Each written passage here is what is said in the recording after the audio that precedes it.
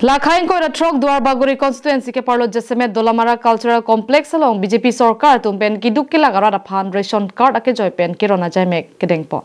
Bangso mai long mai ka chempu pon laki Dolamara Lems chairman hundor phangchu pen simai charipon.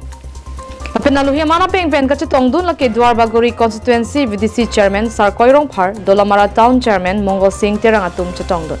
Non BJP Sarkar pen kiduk kila garada tuma phan sanga ke joy pen long et nangji pusi India Prime Minister Narendra Modi pen pangdaksi non Duar Baguri Lakhain koira tro constituency MAC mate Karbeng Autonomous Council Education EM Richard Togbis dame rada phan kiduk kila garada phan ration card selam PC VDC chairman Sarkoirong Phara phan kapin khada teng pen VDC arideng pen ron ponlo bangso jok kiduk kila garata ning arong piglo Karbeng Autonomous Council CEM Dr. Tuliram Ronghang Lapen Education EM Richard Tokbia Tumaphan Ninga Klong Pen Rat Kachero Pajerpo.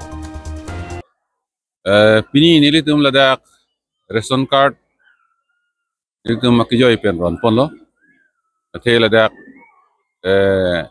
hiduk kelak aratum pinangan icugujun lahai awarasai kawe penajok munitum ajak tum long lip helang kawe sai cuci kitek the jolasona monitum pinang andu asi Karbeng Long Autonomous Council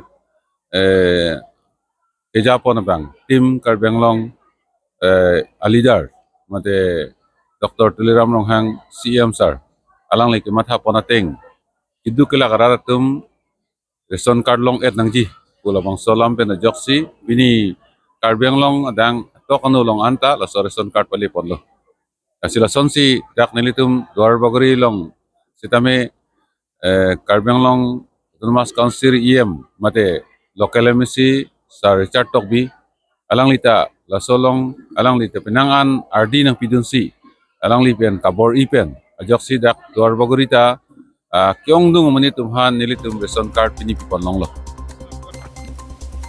News report Karbeng Long Live.